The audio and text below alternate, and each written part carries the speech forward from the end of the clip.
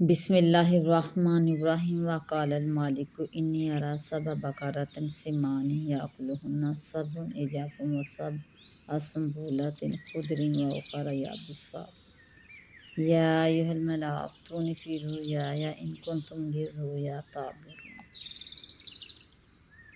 اور بادشاہ نے کہا کہ میں خواب دیکھتا ہوں کہ 7 گائیں موٹی ان کو کھاتی ہیں، 7 گائیں دبلی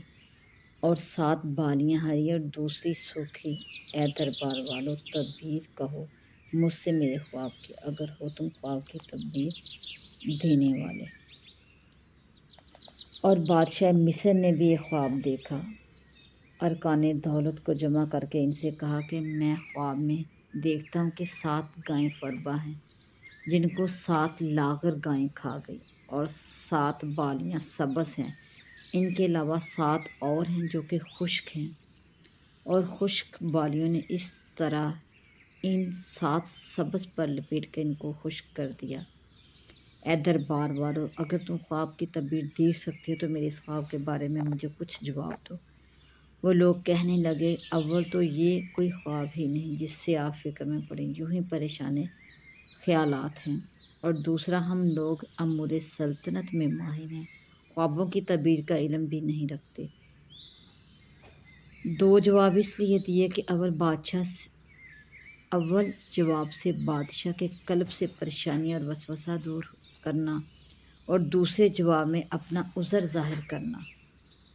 خلاصہ یہ کہ اول تو ایسے خواب قابل تعبیر نہیں، دوسرا ہم اس فن سے واقف نہیں۔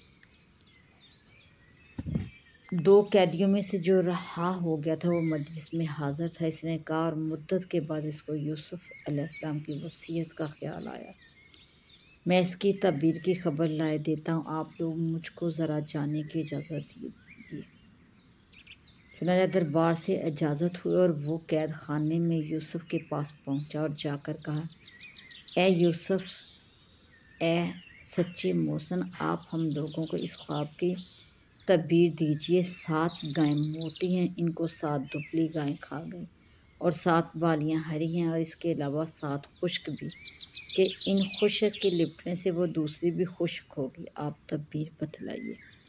تاکہ میں جنہوں نے مجھ کو بھیجا ہے ان لوگوں کے پاس لوٹ کر جاؤں اور بیان کروں، تاکہ اس کی تعبیر اور اس سے آپ کا حال ان کو بھی معلوم ہو جائے، تعبیر کے موافق عمل درآمد ہو اور آپ کی خلاصی کی کوئی صورت نکلے۔ آپ نے فرمایا کہ ان 7 فربا گائیں اور 7 سبز بالیوں سے مراد پیداوار اور بارش کے سال ہیں، پس تم 7 سال متواتر خوب غلہ بونا، پھر جو فصل کاٹو اس کو بالیوں میں رہنے دینا تاکہ ان کو گھن نہ لگ جائے، ہاں مگر تھوڑا سا جو تمہارے کھانے میں آئے، اور وہ بالیوں میں سے نکالا ہی جائے گا۔ پھر اس 7 سال کے بعد 7 سال ایسے سخت اور قحط کے آئیں گے کہ اس میں تمام تر ذخیرہ کو کھا جاؤ گے جس کو تم نے ان 7 سالوں کے لیے جمع کر کے رکھا ہوگا، ہاں مگر تھوڑا سا جو بیج کے واسطے رکھ چھوڑو وہ البتہ بچ جائے گا، اور انہیں خشک بالوں اور دبلی گایوں سے اشارہ ان 7 سال کی طرف ہے۔ پھر اس 7 سال کے بعد 1 سال ایسا آئے گا جس میں لوگوں کے لیے خوب بارش ہوگی، اور اس کثرت بارش کی وجہ سے انگور کثرت سے ہوں گے، شیرہ بھی نچوڑیں گے، شرابیں پیئیں گے۔ غرض وہ شخص تعبیر لے کر دربار میں پہنچا،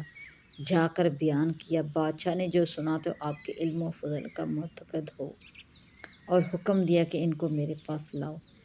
چنانچہ یہاں سے قاصد چلا، پھر جب ان کے پاس قاصد پہنچا اور پیغام دیا تو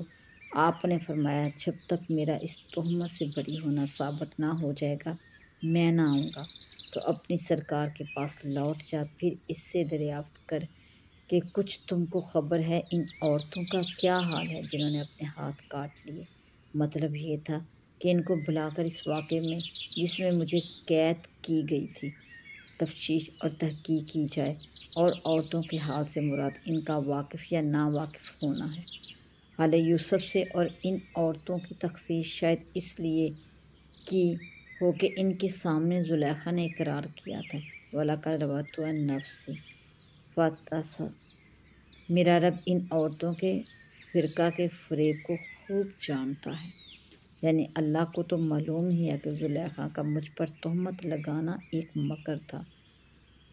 مگر عند الناس بھی اس کی تنقیح ہو جانا مناسب ہے۔ چنانچہ بادشاہ نے ان عورتوں کو حاضر کیا۔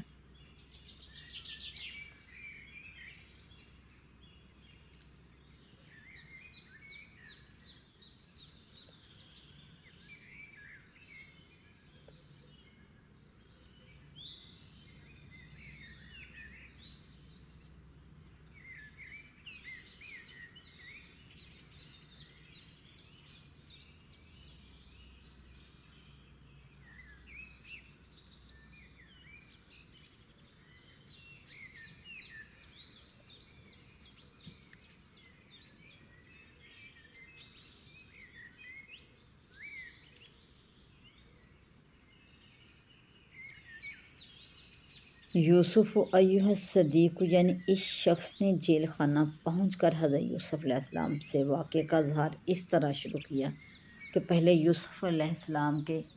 صدیق یعنی قول اور فعل میں سچا ہونے کا اقرار کیا، پھر درخواست کی کہ مجھے ایک خواب کی تعبیر بتلائیے۔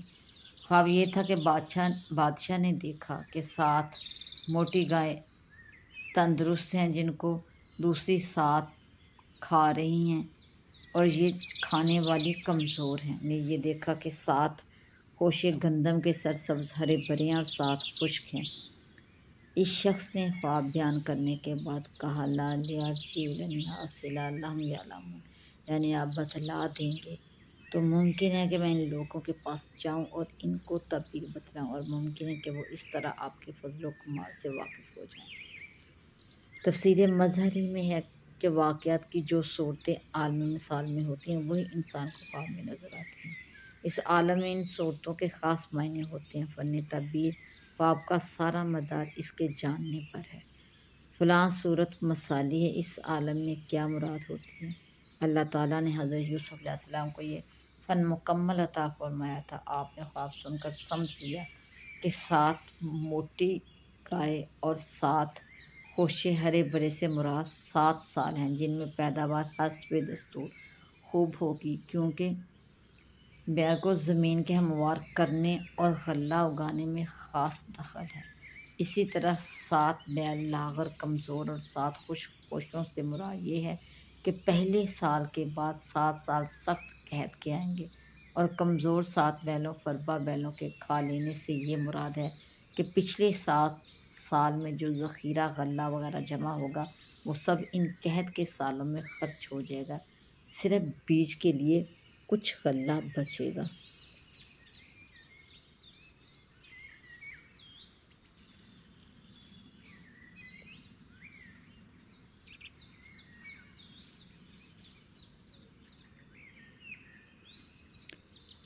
وقال المالک، تو نے بھی یعنی بادشاہ نے حکم دیا کہ یوسف کو جیل خانے سے نکالا جائے اور دربار میں لایا جائے۔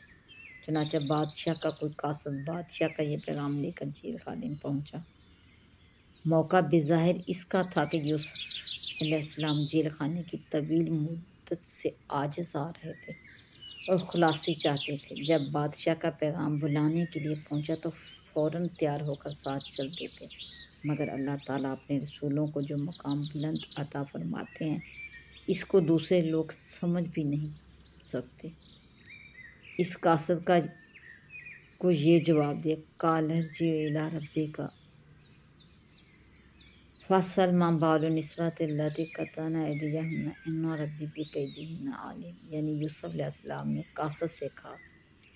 تم اپنے بادشاہ کے پاس واپس جا کر پہلے یہ دریافت کرو کہ آپ کے نزدیک ان عورتوں کا معاملہ کس طرح ہے جنہوں نے اپنے ہاتھ کاٹ لیے تھے۔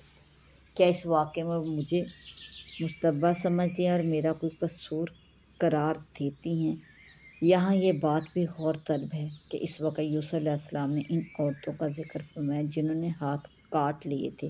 عزیز کی بیوی کا نام نہیں لیا جو اصل سبب تھی۔ اس میں اس حق کی رائے تھی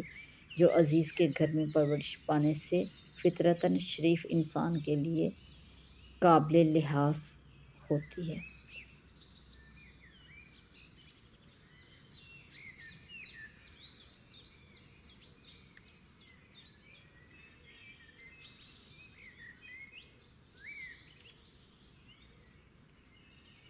قال ما خطبكن اذا راودتن یوسف عن نفسه قلنا حاشا للہ ما علمنا علیہ من سوء۔ کہا کہ تمہارا کیا واقعہ جب تم نے یوسف سے اپنے مطلب کی خواہش کی، یعنی ایک نے خواہش کی اور بقیہ نے اس کی مدد کی۔ آنت فعل میں مثل فعل کی ہے۔ اس وقت تم کو کیا تحقیق ہوا شاید بادشاہ نے اس طور پر اس لیے پوچھا ہو کہ مجرم سن لے کہ بادشاہ کو اتنی بات معلوم ہے کہ کسی عورت نے ان سے اپنا مطلب پورا کرنے کی بات کی تھی، شاید اس کا نام بھی معلوم ہے۔ اس حالت میں انکار نہ چل سکے گا، بس اس طرح شاید خود اقرار کر لے۔ عورتوں نے جواب دیا کہ حاشا للہ، ہم کو ان میں ذرا بھی تو برائی کی بات نہیں معلوم ہے، وہ بالکل پاک اور صاف ہیں۔ شاید عورتوں نے زلیخا کا وہ اقرار اس لیے ظاہر نہ کیا ہو کہ مقصد یوسف کی پاک دامنی کا ثبوت تھا اور وہ حاصل ہو گیا، یا زلیخا کے روبرو ہونے سے حیا مانیہ ہوئی۔ اس کا نام لے۔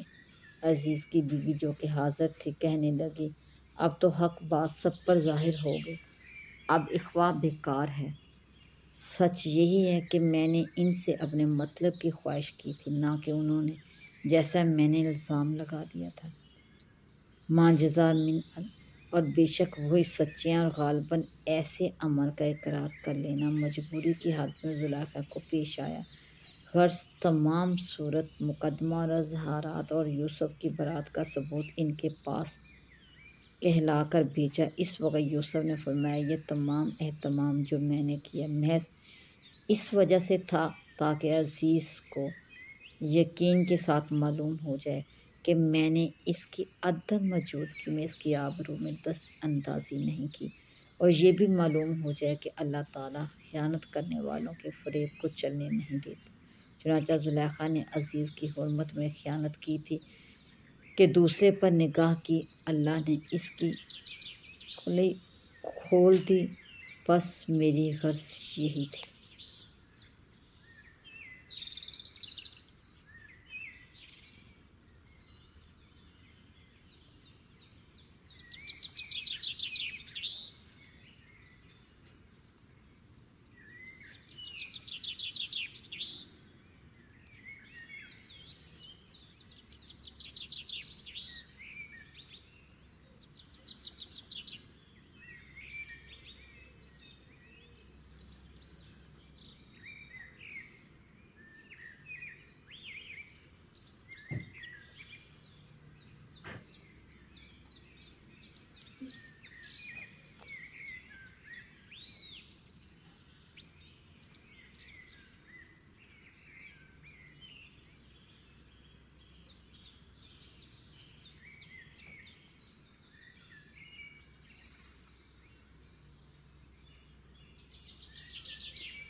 وقال الملك ائتوني به استخلصه لنفسي فلما كلمه قال انك اليوم لدينا مكين امين۔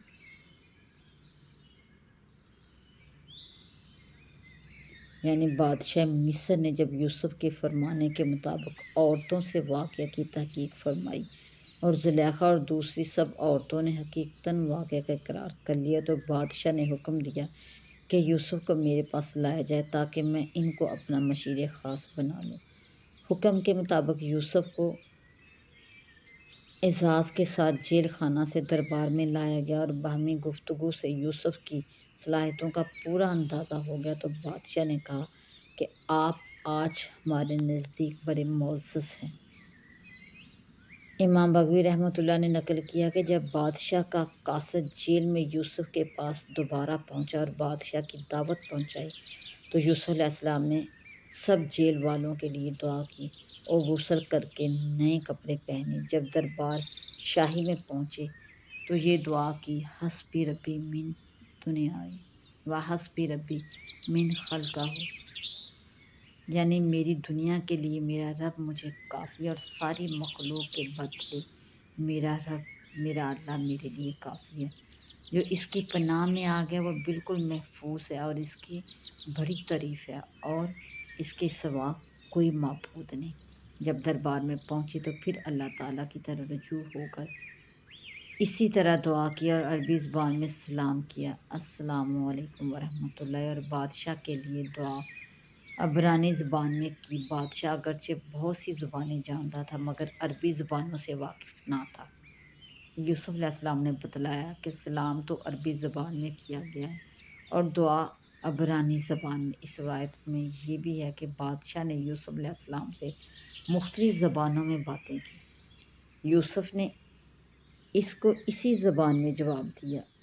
اور عربی اور عبرانی کی 2 زبانیں مزید سنائیں جن سے بادشاہ واقف نہ تھا۔ اس واقعے نے بادشاہ کے دل میں یوسف کی غیر معمولی وقت قائم کر دی۔ پھر شاہ مصر نے کہا کہ میں چاہتا ہوں کہ میں آپ سے اپنے خواب کی تعبیر بلا واسطہ سنوں۔ یوسف علیہ السلام نے پہلے اس کے خواب کی ایسی تفصیلات بتلائیں جو اب تک بادشاہ نے بھی کسی سے ذکر نہیں کی تھی۔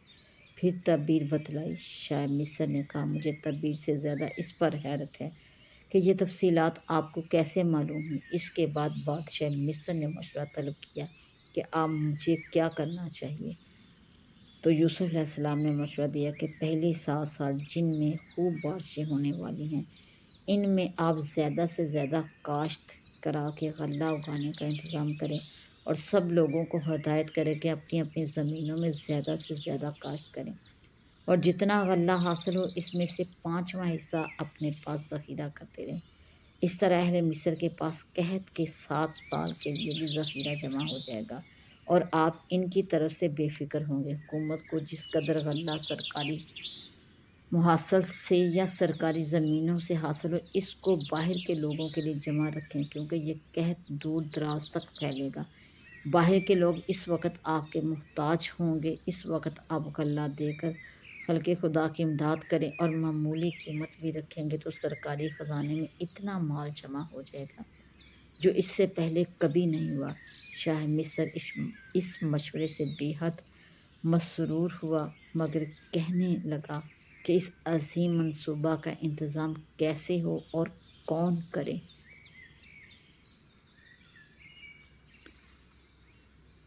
قال اجعلنی علی خزائن الارض انی حفیظ علیم۔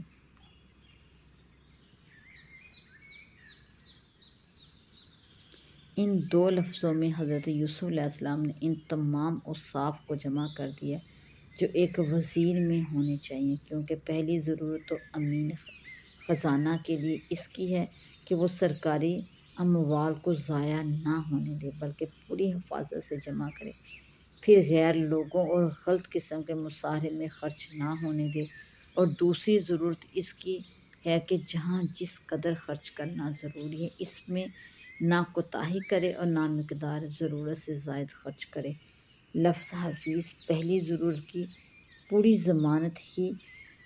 ہے اور لفظ علیم دوسری ضرورت کی۔ شاہ مصر اگرچہ یوسف علیہ السلام کے کمالات کا گروی تھا اور ان کی دیانت اور عقل کامل کا پورا معتقد ہو چکا تھا مگر بالفعل وزارت خزانہ کا منصب ان کو سپرد نہیں کیا بلکہ 1 سال تک ایک معزز مہمان کی طرح رکھا۔ سال بھر پورا ہونے کے بعد نہ صرف وزارت خزانہ بلکہ پورے امور مملکت ان کے سپرد کر دیے۔ شاید مقصد یہ تھا کہ جب تک گھر میں رکھ کر ان کے اخلاق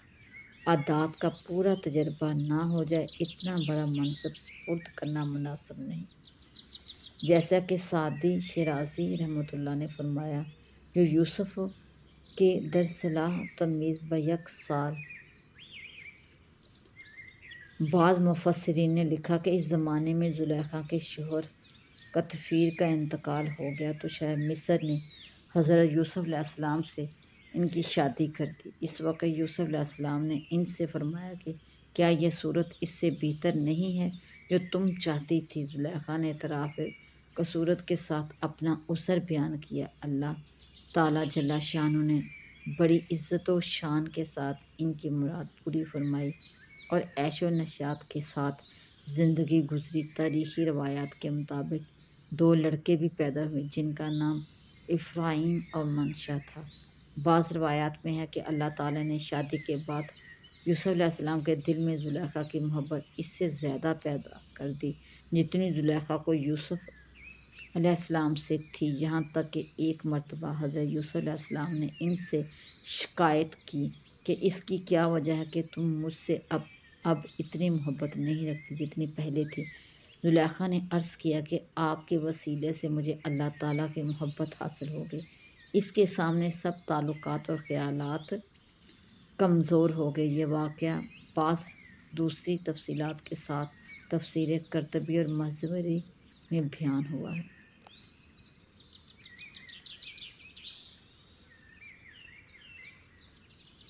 اخوۃ یوسف فدخلوا علیہ فعرفهم وهم له منکرون۔ اور آئے بھائی یوسف کے پھر داخل ہوئے اس کے پاس تو اس نے پہچان لیا ان کو اور وہ نہیں پہچانتے۔ غرض یوسف علیہ السلام نے بااختیار ہو کر غلہ کاشت کرانا اور جمع کرانا شروع کیا، اور 7 سال کے بعد قحط شروع ہوا، یہاں تک کہ دور دور سے یہ خبر سن کر مصر میں سلطنت کی طرف سے غلہ فروخت ہوتا ہے۔ ذوق در ذوق لوگ آنا شروع ہوئے اور کنعان میں بھی قحط ہوا۔ یوسف علیہ السلام کے بھائی بھی سوائے بنیامین کے غلہ لینے مصر آئے، پھر یوسف علیہ السلام کے پاس پہنچے، سو یوسف علیہ السلام نے ان کو پہچان لیا اور انہوں نے یوسف علیہ السلام کو نہیں پہچانا، کیونکہ ان میں تغیر کم ہوا تھا۔ نہیں، یوسف علیہ السلام کو ان کے آنے کا خیال اور کبھی احتمال بھی تھا۔ پھر نوبارت سے پوچھ بھی لیتے ہیں کہ آپ کون ہیں، کہاں سے آئے ہیں، اور شائستہ لوگوں کو تھوڑے پتہ سے اکثر پہچان بھی لیتے ہیں، برخلاف یوسف علیہ السلام کے کہ ان میں چونکہ مفارقت کے وقت بہت کم عمر تھے، تغیر بھی زیادہ ہو گیا تھا، ان کو یوسف علیہ السلام کے ہونے کا احتمال بھی نہ تھا۔ پھر کام سے کوئی پوچھ بھی نہیں سکتا کہ آپ کون ہیں۔ یوسف علیہ السلام کو معمول تھا کہ ہر شخص کے ہاتھ غلہ بقدر حاجت فروخت کرتے تھے، چنانچہ ان کو بھی جب فی آدمی ایک اونٹ غلہ قیمت دے کر ملنے لگا تو انہوں نے کہا کہ ہمارا ایک علاقائی بھائی بھی ہے، اور اس کو باپ نے اس وجہ سے ان کا ایک بیٹا گم ہو گیا تھا اپنی تسلی کے لیے رکھ لیا ہے، اس کے حصے کا بھی ایک اونٹ غلہ زیادہ دے دیا جائے۔ یوسف علیہ السلام نے فرمایا کہ یہ قانون کے خلاف ہے، اگر اس کا حصہ لینا ہے تو خود آ کر لے جائے۔ غرض ان کے حصے کا غلہ ان کو دلوا دیا، اور جب یوسف علیہ السلام نے ان کا سامان غلہ تیار کر دیا تو چلتے وقت فرما دیا کہ اگر یہ غلہ خرچ کر کے اب کے آنے کا ارادہ کرو تو اپنے اس بھائی کو ساتھ لانا تاکہ اس کا حصہ بھی دیا جا سکے۔ تم دیکھتے نہیں ہو کہ میں پورا ناپ کر دیتا ہوں اور میں سب سے زیادہ مہمان نوازی کرتا ہوں، بس اگر تمہارا وہ بھائی آئے گا اس کو بھی پورا حصہ دوں گا اور اس کی خوب خاطر کروں گا جیسا تم نے اپنے ساتھ دیکھا۔ غرض آنے میں تو نفع ہی نفع ہے، اور اگر تم دوبارہ آئے اور اس کو میرے پاس نہ لائے تو میں سمجھوں گا کہ تم مجھ کو دھوکہ دے کر غلہ زیادہ لینا چاہتے تھے، تو اس کی سزا میں کہ میں تمہارے پاس غلہ جو اگر تم مانگو گے تو میرے پاس اس کا جواب نہ ہوگا اور نہ تم میرے پاس آنا، بس اس کے نہ لانے کا یہ نقصان ہوگا، تمہارے حصے کا غلہ بھی سو ختم ہو جائے گا۔ تو وہ بولے، دیکھے ہم اپنی حد امکان تک اس کے باپ کو اس بات پہ راضی کریں گے کہ وہ ان کو ہمارے ساتھ بھیجے، اور ہم ضرور ایسا کریں گے، باقی اختیار باپ کا ہے۔ جب وہاں سے چلنے لگے تو یوسف علیہ السلام نے اپنے نوکروں سے کہہ دیا کہ ان کی جمع پونجی جس کے عوض انہوں نے غلہ مول لیا ہے انہی کے اس باب میں چھپا کر رکھ دو، تاکہ جب اپنے گھر جائیں تو اس کو جب وہ اس باب میں سے نکلے پہچانے، شاید یہ احسان و کرم دیکھ کر پھر دوبارہ آئے، کیونکہ یوسف علیہ السلام کو ان کا دوبارہ آنا اور ان کے بھائی کا لانا منظور تھا۔ اس لیے کسی طرح سے اس کی تدبیر کی، اول وعدہ اگر اس کو لاؤ گے تو اس کا بھی حصہ ملے گا، دوسرا وہی سنادی کہ اگر نہ لاؤ گے تو اپنا حصہ بھی نہ پاؤ گے، تیسرا جو مول جو رقم انہوں نے دی تھی اس سے کوئی چیز نہ لی اور وہ واپس کر دی۔ دو خیال سے ایک یہ کہ اس سے احسان و کرم پر استدلال کر کے پھر آئیں گے، دوسرا اس لیے کہ شاید ان کے پاس اور دام نہ ہوں اور اس لیے پھر نہ آ سکے، اور جب یہ دام ہوں گے تو انہیں کو لے کر پھر آ سکتے ہیں۔ پچھلی آیتوں میں حضرت یوسف علیہ السلام کو ملک مصر کا کام اللہ تعالیٰ کے فضل سے حاصل ہو جانے کا بیان تھا۔ ان آیات میں برادران یوسف علیہ السلام کا غلہ لینے کے لیے مصر آنا بیان ہوا ہے، اور ضمناً آ گیا کہ 10 بھائی مصر آئے تھے۔ یوسف علیہ السلام کے حقیقی چھوٹے بھائی ساتھ نہ تھے۔ درمیانی قصہ کی تفصیل قرآن نے اس لیے نہیں دی کہ پچھلے واقعات سے وہ خود بخود سمجھ میں آ جاتی ہے۔ ابن کثیر رحمۃ اللہ نے ائمہ تفسیر میں سعدی اور محمد ابن اسحاق وغیرہ کے حوالے سے جو تفصیل بیان کی ہے وہ اگر تاریخی اور اسرائیلی روایات سے بھی لی گئی ہو تو اس لیے کچھ قابل قبول ہے کہ نص قرآنی میں خود اس کی طرف اشارے موجود ہیں۔ ان حضرات نے فرمایا کہ یوسف علیہ السلام کو ملک مصر کی وزارت حاصل ہونے کے بعد ابتدائی 7 سال تعبیر خواب کے مطابق پورے ملک کے لیے بڑی خوشحالی اور رفاہیت کے آئے، پیداوار خوب ہوئی اور زیادہ سے زیادہ حاصل کرنے اور جمع کرنے کی پیداوار کو کوشش کی گئی۔ اس کے بعد اسی خواب کا دوسرا جو سامنے آیا کہ قحط شدید پڑا جو 7 سال تک جاری رہا۔ اس وقت یوسف علیہ السلام چونکہ پہلے سے باخبر تھے کہ یہ قحط 7 سال تک مسلسل رہے گا، اس لیے قحط کے ابتدائی سال میں ملک کے موجودہ ذخائر کو بڑی احتیاط سے جمع کر لیا اور پوری حفاظت سے رکھا۔ مصر کے باشندوں کے پاس بقدر ان کی ضرورت کے پہلے سے جمع کرا دیا گیا۔ اب قحط عام ہوا اور اطراف و کناف سے لوگ سمٹ کر مصر آنے لگے تو یوسف علیہ السلام نے ایک خاص انداز سے غلہ فروخت کرنا شروع کیا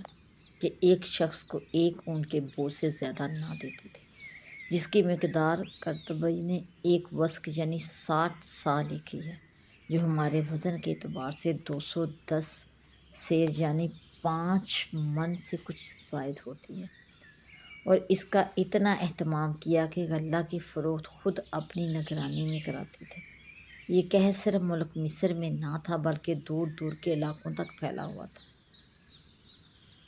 ارض کنعان جو فلسطین کا ایک حصہ ہے اور حضرت یعقوب علیہ السلام کا وطن ہے، اور آج بھی اس کا شہر بنام خلیل ایک پر رونق شہر کی صورت میں موجود ہے، یہیں حضرت ابراہیم و اسحاق اور یعقوب و یوسف کے مزارات معروف ہیں۔ یہ خطہ بھی اس قحط کی زد سے نہ بچا اور یعقوب علیہ السلام کے خاندان میں بے چینی پیدا ہوئی۔ ساتھ ہی ساتھ مصر کی یہ شہرت عام ہو گئی تھی کہ وہاں غلہ قیمتاً مل جاتا ہے۔ حضرت یعقوب تک بھی یہ خبر پہنچی کہ مصر کا بادشاہ کوئی صالح رحم دل آدمی ہے،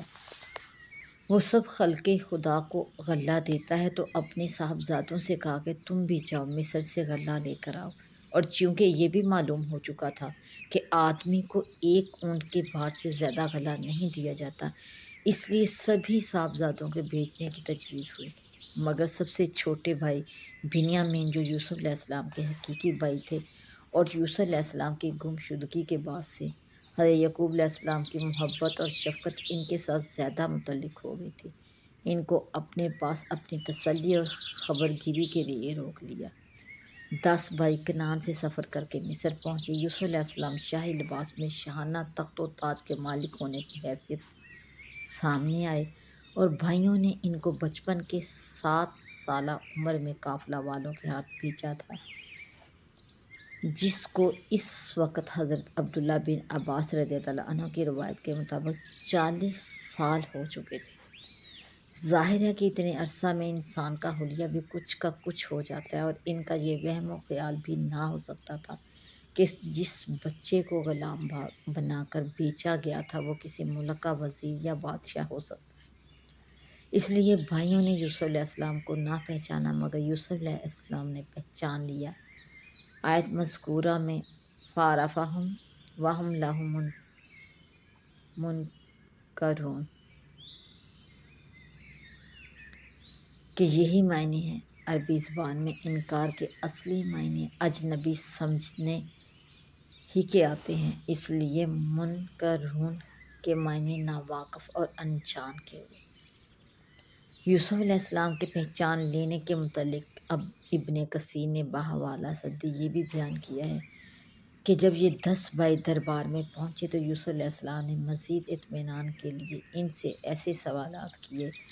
جیسے مشتبہ لوگوں سے کیے جاتے ہیں، تاکہ وہ پوری حقیقت واضح کر کے بیان کر دے۔ اول تو ان سے پوچھا کہ آپ لوگ مصر کے رہنے والے نہیں، آپ کی زبان بھی عبرانی ہے، آپ یہاں کیسے پہنچے؟ انہوں نے عرض کیا ہمارے ملک میں قحط عظیم ہے اور ہم نے آپ کی تعریف سنی، اس لیے غلہ حاصل کرنے کے لیے آئے ہیں۔ یوسف علیہ السلام نے پھر کہا ہمیں یہ کیسے اطمینان ہو کہ تم سچ کہہ رہے ہو اور تم کسی دشمن کے جاسوس نہیں ہو؟ تو ان سب بھائیوں نے عرض کیا کہ معاذ اللہ، ہم سے ایسا ہرگز نہیں ہو سکتا، ہم تو اللہ کے رسول یعقوب علیہ السلام کے بیٹے ہیں جو کنعان میں رہتے ہیں۔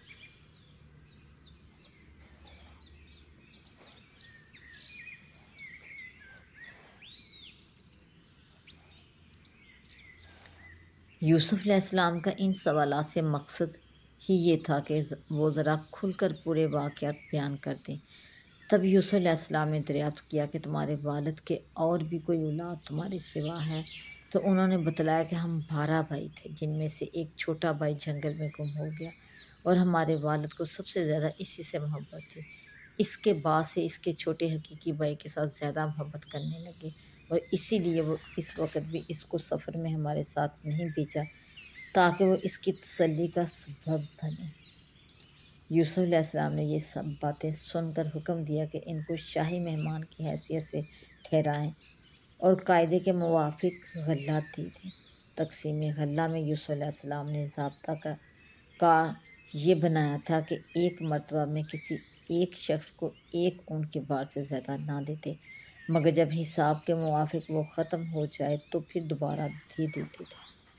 بھائیوں سے ساری تفصیلات معلوم کر لینے کے بعد ان کے دل میں یہ خیال آنا طبیعی امر تھا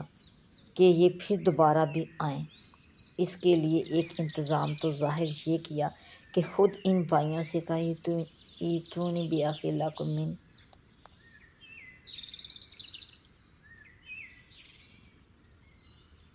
یعنی جب تم دوبارہ آؤ تو اپنے ستیلے بھائی باپ شریک کو بھی لے کر آنا۔ تم دیکھ رہے ہو کہ میں کس طرح پورا غلہ دیتا ہوں اور کس طرح مہمان نوازی کرتا ہوں۔ اور پھر ایک دھمکی بھی دے دی۔ آیت فَإِن لَّمْ تَأْتُونِی فَلَا کَیْلَ لَکُمْ عِندِی وَلَا تَقْرَبُونِی، یعنی اگر تم اپنے اس بھائی کو ساتھ نہ لائے تو پھر میں تم میں سے کسی کو بھی غلہ نہ دوں گا، کیونکہ میں سمجھوں گا کہ تم نے مجھ سے جھوٹ بولا ہے۔ اس طرح تم میرے پاس نہ آنا۔ دوسرا انتظام خفیہ یہ کیا کہ جو نقد یا زیور وغیرہ ان بھائیوں نے غلے کی قیمت کے طور پر ادا کیا تھا، اس کے متعلق کارندوں کو حکم دے دیا کہ اس کو چھپا کر انہی کے سامان میں اس طرح باندھ دو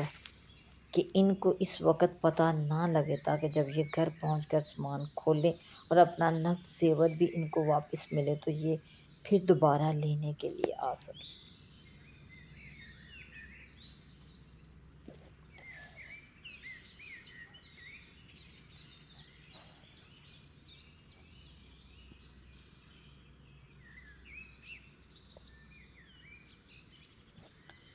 یوسف علیہ السلام کے اس واقعے سے اس کا جواز معلوم ہوا کہ جب کسی ملک میں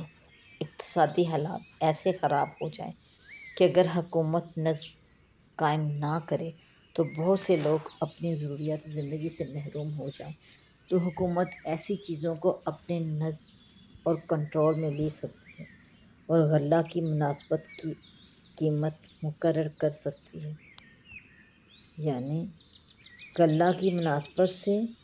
اس کی مناسب قیمت بھی حکومت خود مقرر کر سکتی ہے۔ حضرات فقہ امت نے اس کی تصریح فرمائی ہے۔ یوسف علیہ السلام کا اپنے حالات سے والد کو اطلاع نہ دینا بامر الہی تھا۔ یوسف علیہ السلام کے اس واقعے میں ایک بات حیرت انگیز ہے کہ مفارقت سے اتنے متاثر کہ روتے روتے نبینا ہو گئے، اور دوسری طرف یوسف علیہ السلام جو خود بھی نبی اور رسول ہیں، باپ سے فطری اور طبعی محبت کے علاوہ ان کے حقوق سے بھی پوری طرح باخبر ہیں، لیکن 40 سال کے طویل زمانہ میں ایک مرتبہ بھی کبھی یہ خیال نہ آیا کہ میرے والد میری جدائی سے بے چین ہیں، اپنی خیریت کی خبر کسی ذریعے سے ان تک پہنچا دیں۔ خبر پہنچا دینا تو اس حالت میں بھی کچھ بعید نہ تھا جب وہ غلامی کی صورت میں مصر پہنچ گئے تھے۔ پھر عزیز مصر کے گھر میں تو ہر طرح کی آزادی اور آسائش کے سامان بھی تھے۔ اس وقت کسی ذریعہ سے گھر تک خط یا خبر پہنچا دینا کچھ مشکل نہ تھا۔ اسی طرح جھیل کی زندگی میں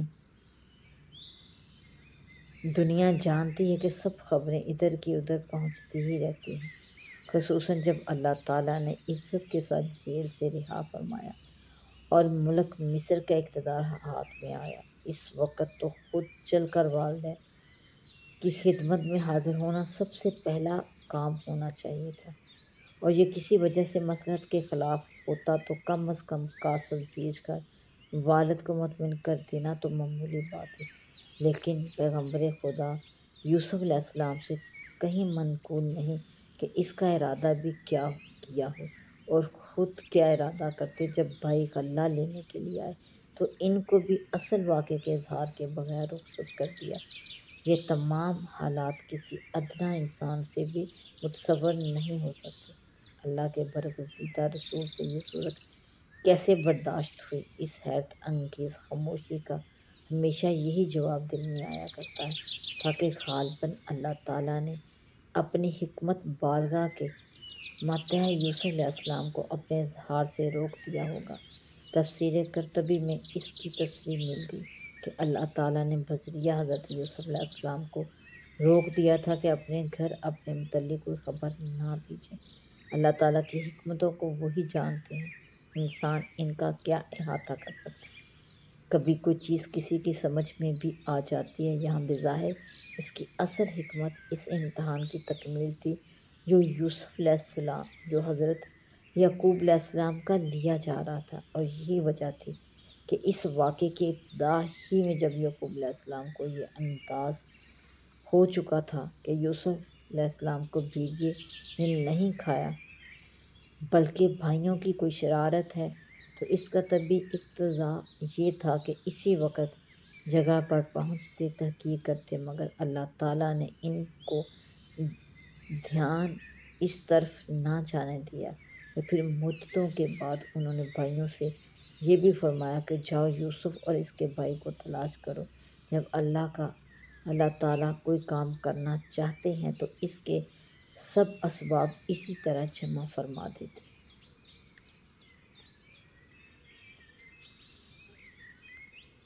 قال بل سولت لکم انفسکم امرا فصبر جمیل عسى الله ان یأتینی بهم جمیعا انہ هو العلیم الحکیم۔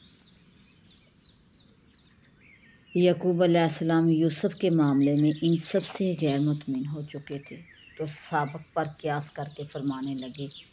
کہ بنیامین چوری میں ماخوذ نہیں ہوا، بلکہ تم نے اپنے دل سے ایک بات بنا لی ہے، سو خیر مثل سابق صبر ہی کروں گا جس میں شکایت کا نام نہ ہوگا۔ مجھ کو اللہ سے امید ہے ان سب کو، یعنی یوسف اور بنیامین اور جو بڑا بھائی اب مصر میں رہ گیا ہے، ان تینوں کو مجھ تک پہنچا دے گا، کیونکہ وہ حقیقت حال سے خوب واقف ہے، اس لیے اس کو سب کی خبر ہے کہ کہاں کہاں اور کس کس حال میں ہیں، اور وہ بڑی حکمت والا ہے، جب ملانا چاہے گا تو ہزاروں اسباب اور تدابیر درست کر دے گا۔ اور یہ جواب دے کر بوجہ اس کے ان سے رنج پہنچا تھا، ان سے دوسری طرف رخ کر لیا، اور بوجہ اس کے کہ اس نئے غم سے وہ پرانا غم اور تازہ ہو گیا، یوسف علیہ السلام کو یاد کر کے کہنے لگے، ہائے یوسف، افسوس اور غم سے روتے روتے ان کی آنکھیں سفید پڑ گئیں کیونکہ زیادہ رونے سے سیاہی آنکھوں کی کم ہو جاتی ہے اور آنکھیں بے رونق یا بالکل بے نور ہو جاتی ہیں، اور وہ غم سے جی میں گھٹا کرتے تھے کیونکہ شدت غم کے ساتھ جب شدت ضبط ہوگا جیسا کہ صابرین کی شان ہے تو قسم کی کیفیت پیدا ہوگی۔ بیٹے کہنے لگے باخدا معلوم ہوتا ہے تو ہمیشہ ہمیشہ یوسف کی یادگیری میں لگے رہو گے، یہاں تک کہ گل کر جام با لب ہو جاؤ گے، یا یہ کہ بالکل ہی مر جاؤ گے، تو اتنے غم سے فائدہ کیا؟ یعقوب علیہ السلام نے فرمایا تم کو میرے رونے سے کیا بحث، میں تو اپنے رنج اور غم کی فریاد صرف اللہ تعالیٰ سے کرتا ہوں، تم سے تو کچھ نہیں کہتا، اور اللہ کی باتوں کو جتنا میں جانتا ہوں تم نہیں جانتے۔ باتوں سے مراد یا تو لطف و کرم اور رحمت اتمم ہے، یا بامراد الہام ہے۔ ان سب سے ملنے کا جو بلا واسطہ یا باواسطہ خواب یوسف علیہ السلام کے، جس کی تعبیر اب تک واقعہ نہیں ہوئی تھی اور واقعہ ہونا اس کا ضرور ہے، اے میرے بیٹو اظہار غم تو صرف اللہ کی جناب میں کرتا ہوں، مسبب الاسباب وہی ہے، لیکن ظاہری تدبیر تم بھی کرو گے۔ ایک بار پھر سفر میں جاؤ اور یوسف علیہ السلام اور ان کے بھائی کو تلاش کرو، یعنی اس فکر و تدبیر کی جستجو کرو جس سے یوسف علیہ السلام کا نشان ملے اور بنیامین کو رہائی ہو، اور اللہ تعالیٰ کی رحمت سے نا امید مت ہو، بے شک اللہ کی رحمت سے وہی لوگ نا امید ہوتے ہیں جو کافر ہیں۔ یعقوب علیہ السلام کے چھوٹے صاحبزادے بنیامین کی مصر میں گرفتاری کے بعد ان کے بھائی وطن واپس آئے اور یعقوب علیہ السلام کو یہ ماجرا سنایا اور یقین دلانا چاہا کہ ہم اس واقعے میں بالکل سچے ہیں، آپ اس بات کی تصدیق مصر کے لوگوں سے بھی کر سکتے ہیں، اور جو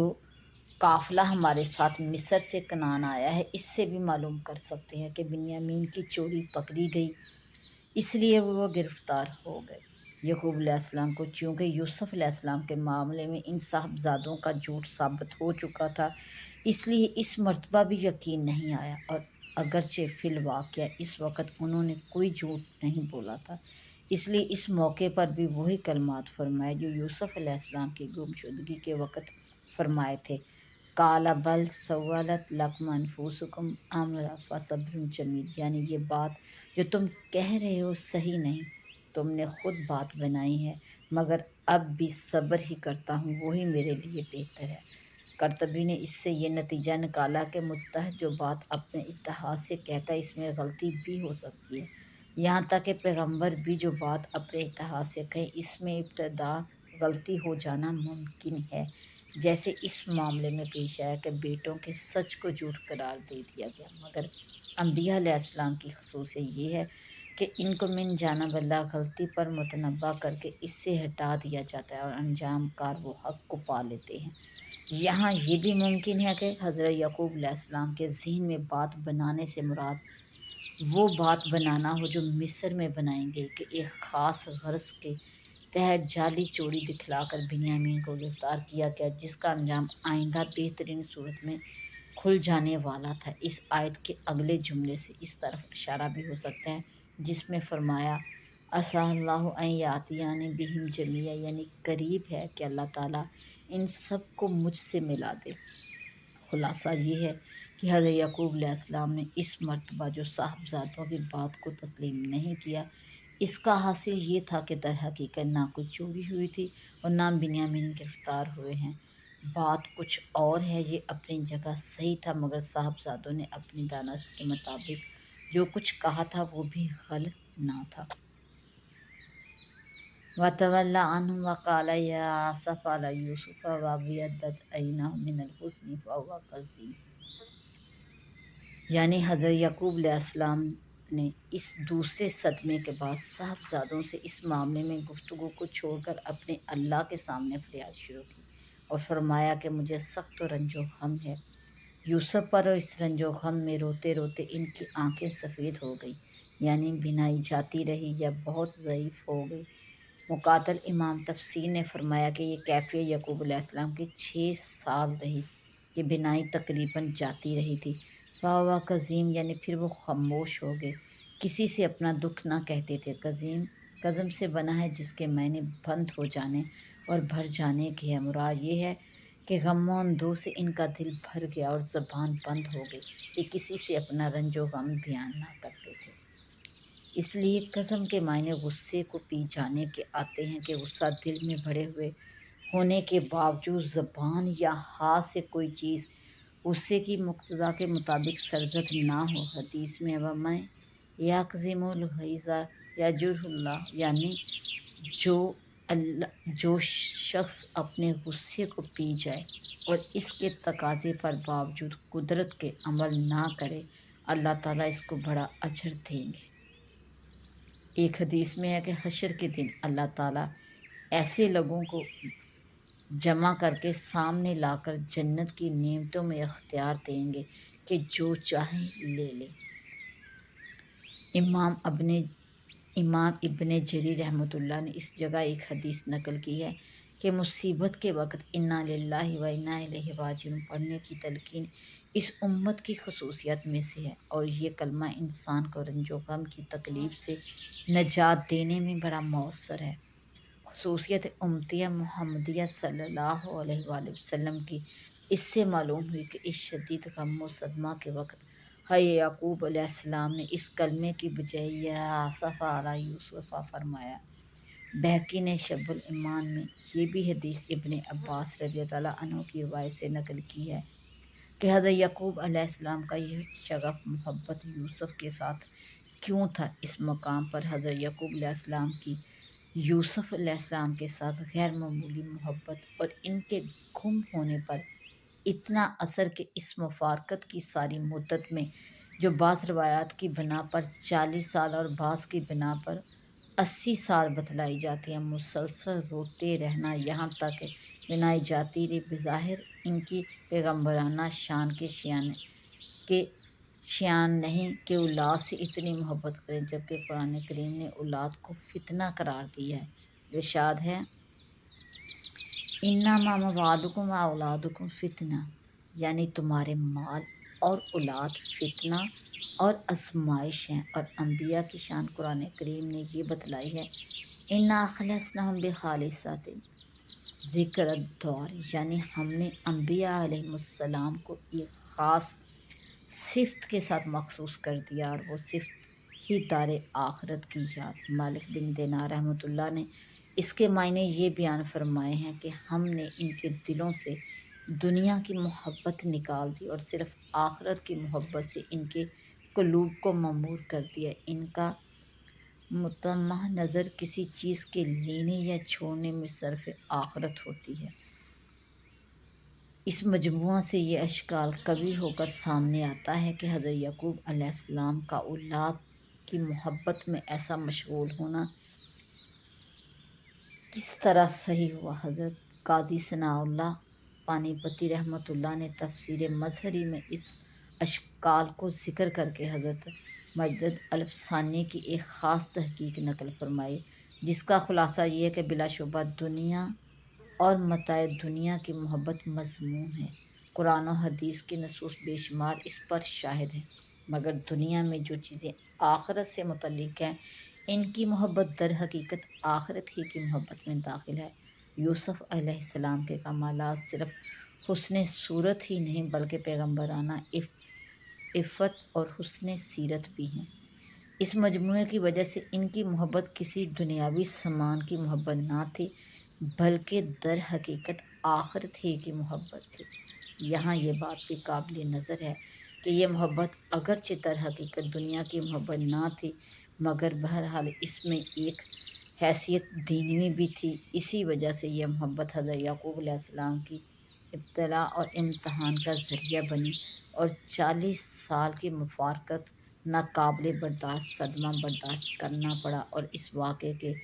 اجزاء اول سے آخر تک اس پر شاہد ہیں کہ اللہ تعالیٰ ہی کی طرف سے کچھ ایسی صورتیں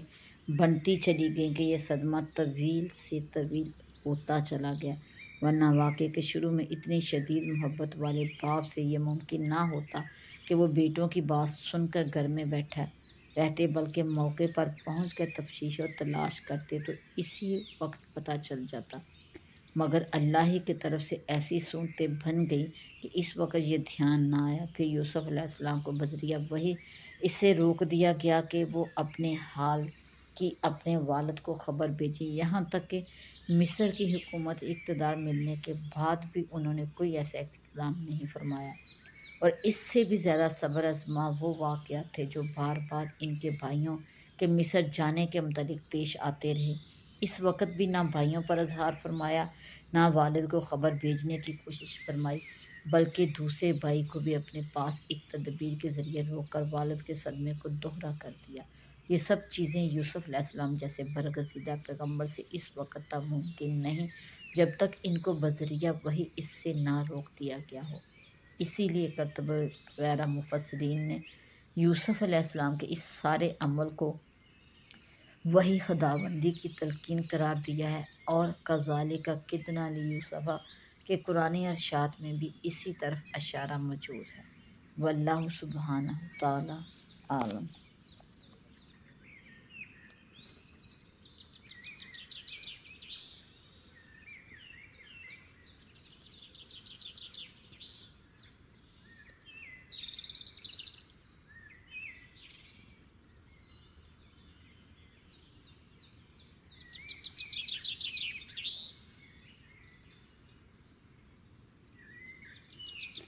فلما دخلوا علیہ قالوا یا ایھا العزیز مسنا واہلنا الضر وجئنا ببضاعۃ مزجاۃ فأوف لنا الکیل وتصدق علینا ان اللہ یجزی المتصدقین۔ پھر حضرت یعقوب علیہ السلام کے حکم کے موافق انہوں نے فرمایا فتحسسوا من یوسف واخیہ، مصر کو چلے کیونکہ بنیامین کو مصر ہی میں چھوڑا تھا۔ یہ خیال ہوا ہوگا کہ جس کا نشان معلوم ہے پہلے اس کے لانے کی تدبیر کرنا چاہیے کہ بادشاہ سے مانگے، پھر یوسف علیہ السلام کے نشان کو ڈھونڈیں گے۔ غرض مصر پہنچ کر جب یوسف علیہ السلام کے پاس جس کو عزیز سمجھ رہے تھے پہنچے اور غلے کی بھی حاجت تھی، پس یہ خیال ہوا کہ غلے کے بہانے سے عزیز کے پاس چلیں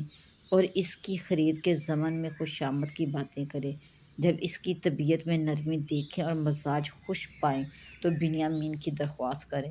اس لیے اول غلہ لینے کے متعلق گفتگو شروع کی اور کہنے لگے اے عزیز، ہم کو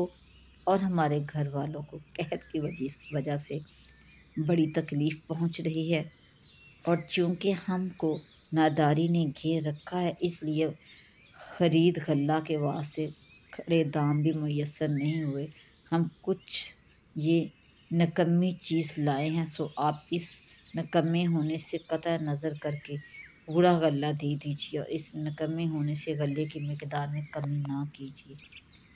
اور ہمارا کچھ استحقاق نہیں، ہم کو خیرات سمجھ کر دے دیجیے۔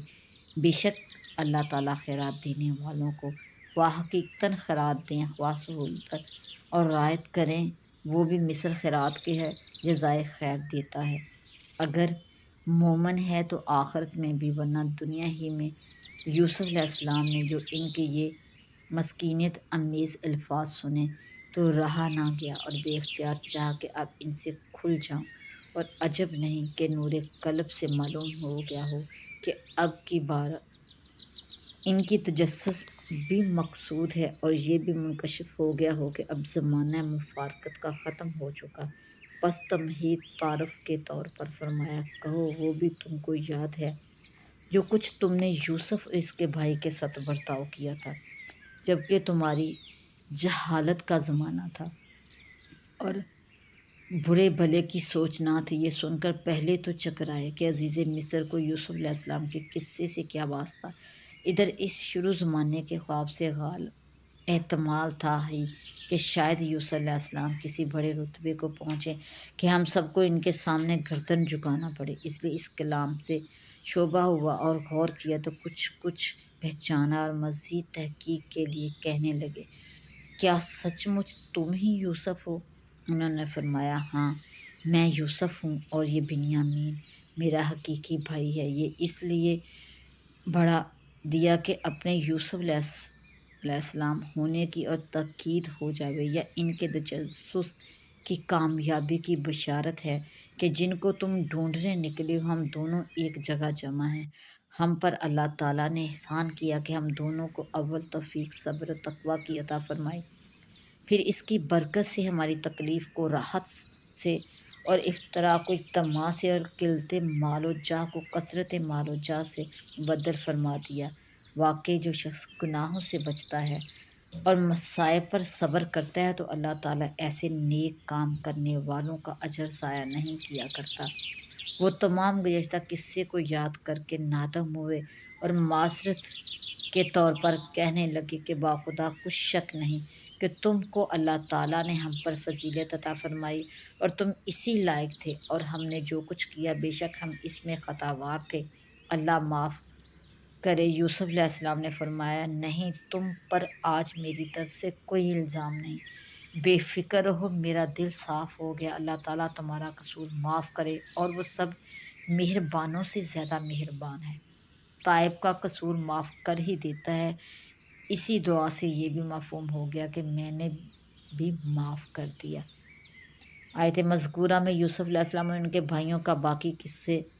ذکر ہے کہ ان کے والد حضرت یعقوب علیہ السلام نے ان کو یہ حکم دیا کہ جاؤ یوسف اور اس کے بھائی کو تلاش کرو، تو انہوں نے تیسری مرتبہ مصر کا سفر کیا، کیونکہ بنیامین کا تو وہاں ہونا معلوم تھا۔ پہلی کوشش اسی کی خلاصی کے لیے کرنا تھی، اور یوسف علیہ السلام کا وجود اگرچہ مصر میں معلوم نہ تھا، مگر جب کسی کام کا وقت آ جاتا ہے تو انسان کی تدبیریں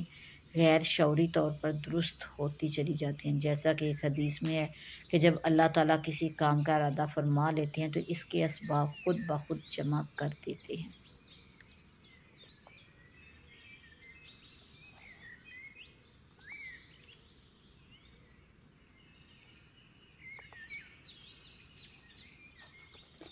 اس لیے تلاش یوسف کے لیے بھی غیر شعوری طور پر مصر ہی کا سفر مناسب تھا، اور غلہ کی ضرورت بھی تھی، اور یہ بات بھی تھی کہ غلہ طلب کرنے کے بہانے سے عزیز مصر سے ملاقات ہوگی اور ان سے اپنے بھائی بنیامین کی خلاصی کے متعلق عرض و معروض کر سکیں گے۔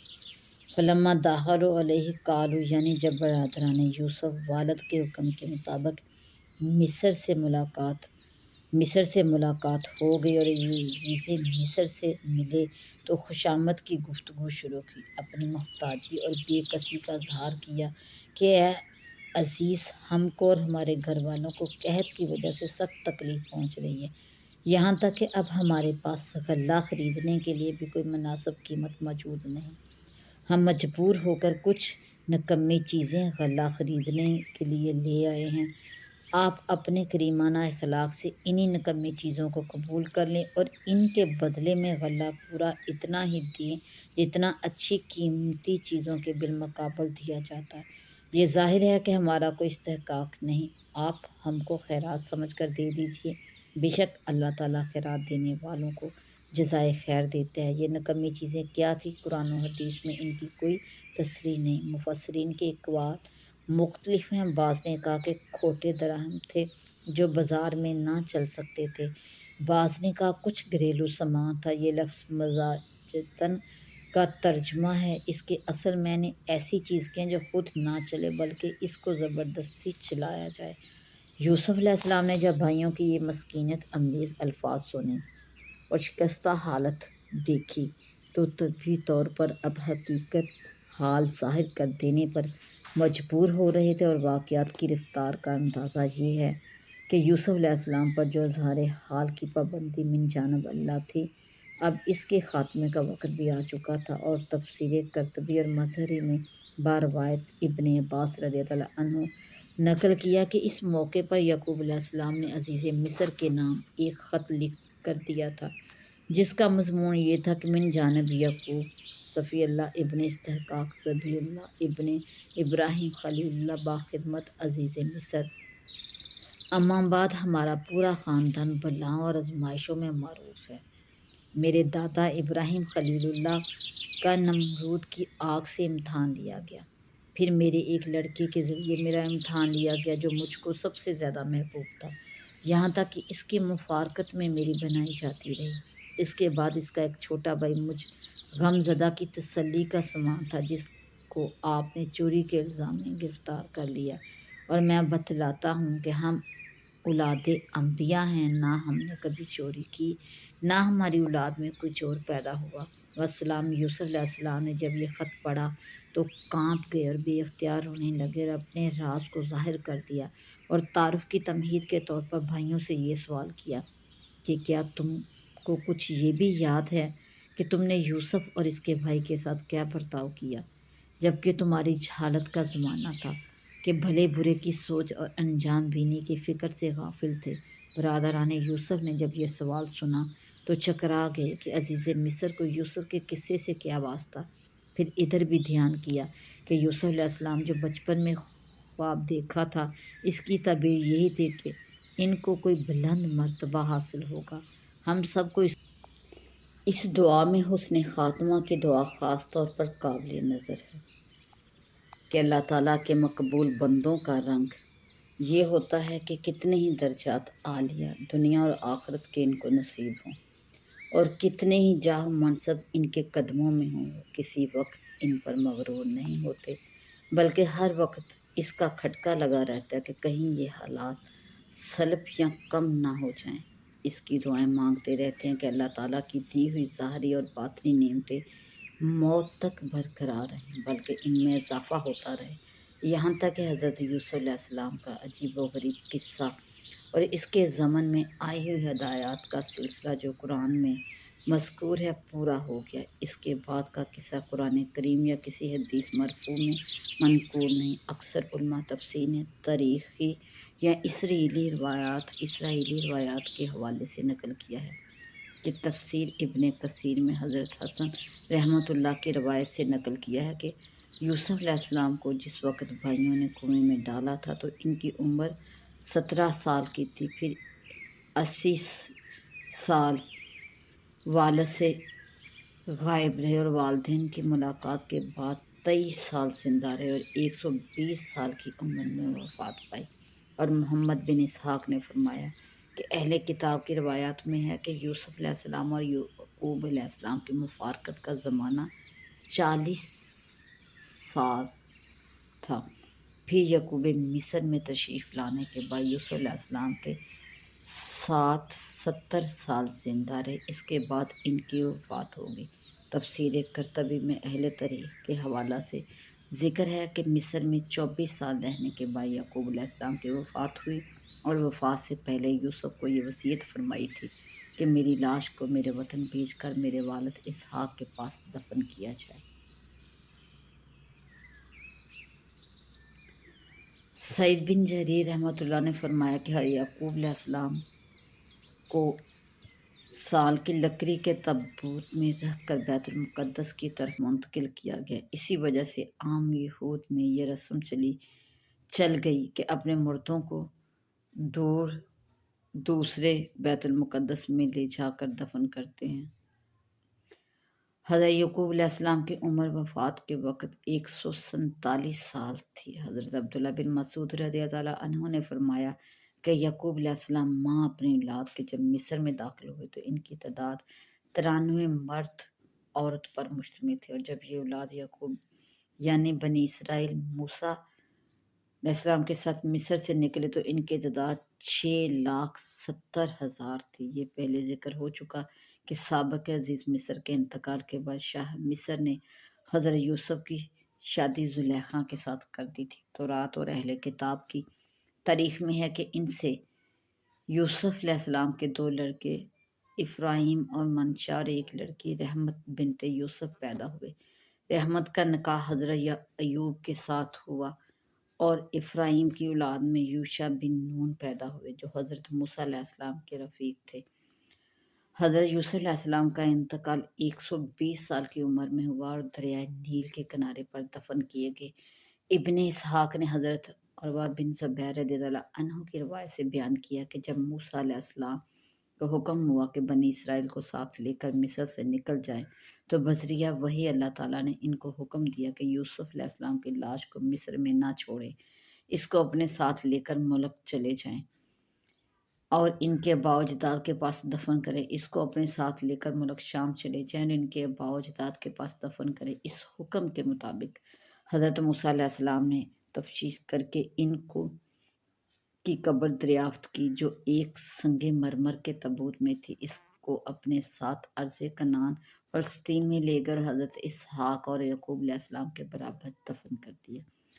حضرت یوسف علیہ السلام کے بعد قوم عمالیق کے فراعنہ مصر پر مسلط ہو گئے اور بنو اسرائیل ان کی حکومت میں رہتے ہوئے دین یوسف پر قائم رہے، مگر ان کو غیر ملکی سمجھ کر طرح طرح کی سزائیں دی جانے لگیں، یہاں تک کہ حضرت موسیٰ علیہ السلام کے ذریعے اللہ تعالیٰ نے ان کو اس عذاب سے نکالا۔